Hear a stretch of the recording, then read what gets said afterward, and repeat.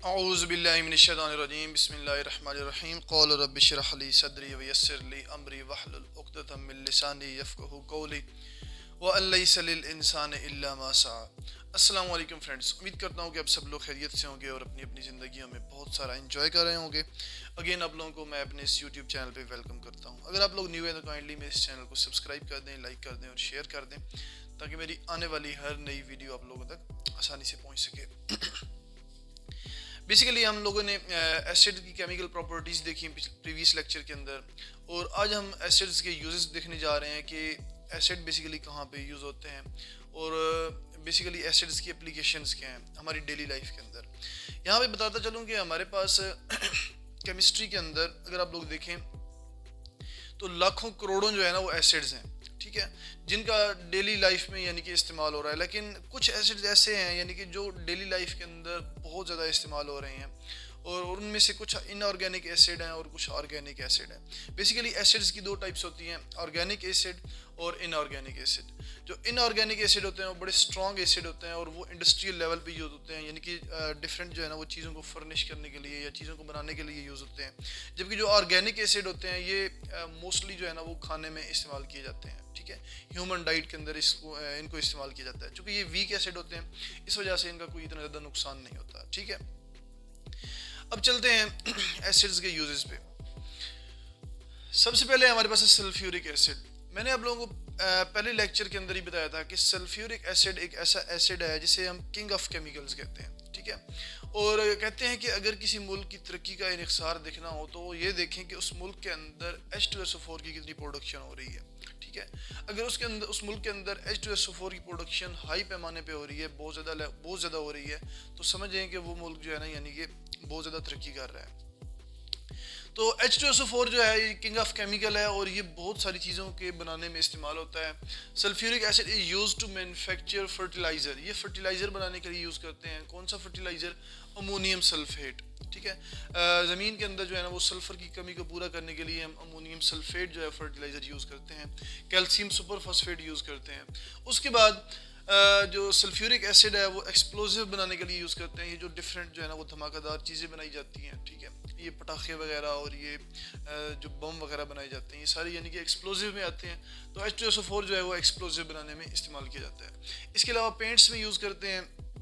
आजकल आप लोग देखते हैं कि डिफरेंट किस्म के पेंट्स आ चुके हैं, वाटर रेजिस्टेंट पेंट आ चुके हैं और बड़े यानी कि स्ट्रॉन्ग पेंट्स आ चुके हैं, यानी कि जो इतनी आसानी से जो है ना वो ख़राब नहीं होते, ठीक है। तो उनके अंदर जो है ना हम ये H2SO4 यूज़ करते हैं। इसके अलावा डाइस बनाने में यूज़ करते हैं। ये जो डिफरेंट हम जो है ना वो आप कह सकते हैं कि जो लकड़ी का सामान होता है इनको हम डाई करते हैं, ठीक है। इसके अलावा जो है ना हम डिफरेंट कपड़ों को भी डाई करते हैं। तो ये जो है ना H2SO4 वहाँ भी यूज़ करते हैं। ड्रग्स और ड्रग्स जो है यानी कि ये जो मेडिसिन की जो इंडस्ट्रीज है ये बहुत हाई पैमाने पे है, ठीक है। इसके अंदर जो है ना हम H2SO4 का यूज़ करते हैं। It is also used as electrolyte in lead storage batteries. आप लोगों ने कॉमनली देखा होगा कि ये जो हम बैटरियाँ घरों में यूज़ करते हैं, कौन सी बैटरियाँ? जो बेसिकली सोलर सिस्टम के अंदर हम यूज़ करते हैं बैटरियाँ, ठीक है। इनके अंदर हम कहते हैं कि जी बैटरी के अंदर तेज़ाब होता है, कॉमनली आप लोगों ने सुना होगा। तो वो जो तेज़ाब होता है वो कौन सा होता है? वो H2SO4 होता है, ठीक है। एसिड को हम कॉमनली उर्दू में तेज़ाब कहते हैं। तो बैटरी के अंदर जो तेज़ाब होता है वो कौन सा होता है? फिर H2SO4 होता है। और वहाँ पे ये एज इलेक्ट्रोलाइट यूज़ होता है। इलेक्ट्रोलाइट हमने पढ़ा था 9th केमिस्ट्री के अंदर कि इलेक्ट्रोलाइट एक ऐसा सब्सटेंस होता है, एक ऐसा सोल्यूशन होता है जिसके अंदर से करंट पास कर सके, ठीक है। अब नेक्स्ट हमारे पास नाइट्रिक एसिड है, HNO3 इसका फार्मूला है। Nitric acid is used in the manufacture of fertiliser. Nitric acid जो है ये भी फर्टिलाइज़र बनाने के लिए यूज़ करते हैं। और कौन सा फर्टिलाइज़र? अमोनियम नाइट्रेट, यानी कि ज़मीन के अंदर नाइट्रोजन की कमी को पूरा करने के लिए हम कौन सा फर्टिलाइज़र यूज़ करते हैं? Ammonium nitrate. ये भी एक्सप्लोजिव बनाने में यूज़ करते हैं, पेंट्स बनाने में यूज़ करते हैं, ड्रग्स में, and etching design on copper plates. Basically जो कॉपर प्लेट्स होती हैं ये आप कह सकते हैं जो मेटल प्लेट्स होती हैं उनके ऊपर डिफरेंट किस्म के डिज़ाइन बनाने के लिए जो है ना हम HNO3 को यूज़ करते हैं। नेक्स्ट हमारे पास थर्ड है हाइड्रोक्लोरिक एसिड, HCl जिसका फार्मूला है। HCl is used for cleaning metals, tanning and in printing industries. HCl जो है बेसिकली ये मेटल, जब हम ज़मीन से मेटल निकालते हैं यानी कि मिनरल्स की फॉर्म में, ठीक है, तो उनको हम जो है ना मेटल की सफाई के लिए हम क्या करते हैं, क्या यूज़ करते हैं? HCl यूज़ करते हैं। यानी कि प्योर गोल्ड निकालना है, प्योर सिल्वर निकलता है, ठीक है, या कोई और मेटल हमारे पास निकलता है, उसकी जो है ना रिफाइनिंग के लिए और उसकी जो सफाई होती है, क्लीनिंग के लिए हम क्या यूज़ करते हैं, HCl यूज़ करते हैं। टैनिंग इंडस्ट्री के अंदर यूज़ करते हैं। टैनिंग इंडस्ट्री जहाँ पे चमड़े को रंगा जाता है, ठीक है, ये चमड़े को रंगने के बाद डिफरेंट किस्म की जो है ना वो क्लॉथ्स बनाए जाते हैं और डिफरेंट जो है वो चमड़े की चीज़ें बनाई जाती हैं वहाँ पे, यानी कि चमड़े की जब हम टैनिंग करते हैं स्टार्टिंग प्रोसेस में, तो उसे जो है ना वहाँ पे हम HCl यूज़ करते हैं। And in printing industries, printing industry means कि जहाँ पे हम ये जो प्रिंटिंग इंक होती है वहाँ पे जो है ना हम इसका यूज़ करते हैं। नेक्स्ट हमारे पास है fourth benzoic acid.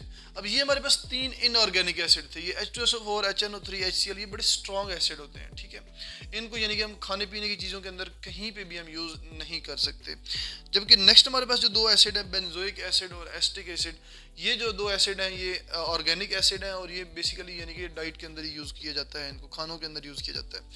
Benzoic acid जिसका फार्मूला है C6H5COOH, it is used for the preservation of food. यानी कि आप देखते हैं कि जो खाना होता है, खाने को अगर हम कुछ टाइम के लिए यानी कि बिना प्रिजर्व किए उसे रख दें, यानी कि फ्रिज के अलावा यानी बाहर उसको रख दें हम, तो आप देखते हैं कि उसके अंदर जो है ना माइक्रोब्स पैदा हो जाते हैं, बैक्टीरिया वगैरह, वायरसेस वगैरह पैदा हो जाते हैं, जिसकी वजह से वो खाने को ख़राब कर देते हैं। तो खाने को लंबे अरसे तक प्रिजर्व करने के लिए फिर हम क्या उसके अंदर डालते हैं, ये बेंजोइक एसिड डालते हैं। आप लोगों ने अक्सर देखा होगा कि हम अगर कोई भी जो है ना वो फास्ट फूड लें, ड्रिंक्स लें या इस तरह की चीज़ें लें, बेसिकली ना ये जो ड्रिंक्स होते हैं इनके ऊपर लिखा होता है, ठीक है।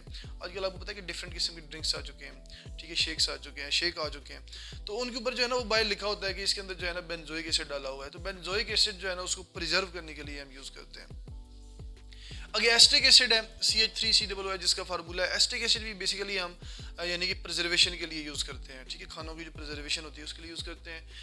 It is used for flavouring food and food preservation. खानों को जायका देने के लिए जो है ना वो भी हम एस्टिक एसिड यूज़ करते हैं। लाइक पिकल्स आप देखें, डिफरेंट जो पिकल्स आते हैं इनके अंदर जो है वो एस्टिक एसिड यूज़ करते हैं और उसको जो है ना यानी कि जायका देने के लिए हम ये यूज़ करते हैं। It is also use to cure the sting of wasp. ये जो तड़ियों का डंग होता है, यानी कि जो धमूनी होती है जिसे हम अपनी ज़बान में कहते हैं, इसके डंग को ख़त्म करने के लिए भी हम एस्टिक एसिड यूज़ करते हैं, ठीक है। अगर ये किसी को धमूनी ने काट लिया हो तो वो वहाँ पे यानी कि सिरका यूज़ करे, ठीक है, तो सिरके से यानी उसके ऊपर जो है ना वो उसको मल ले थोड़ा सा, तो उसका जो है ना वो डंग का असर ख़त्म हो जाएगा। यानी कि ये एक बड़ा टोटका है, आप कह सकते हैं। तो उम्मीद करता हूँ ये सारी चीज़ें आप लोगों को समझ आ चुकी होंगी। सिंपल सी चीज़ें थी, कोई इतनी मुश्किल चीज़ें नहीं थी। सिंपल जो है वो एसिड के यूजेस हैं जो कि डेली लाइफ के अंदर यूज़ हो रहे हैं। तो इसी के साथ मैं अपना लेक्चर एंड करता हूँ। इंशाल्लाह मिलते हैं नेक्स्ट लेक्चर में। तभी तक अपना बहुत सारा ख्याल रखिएगा। इसी के साथ ही अल्लाह हाफिज़।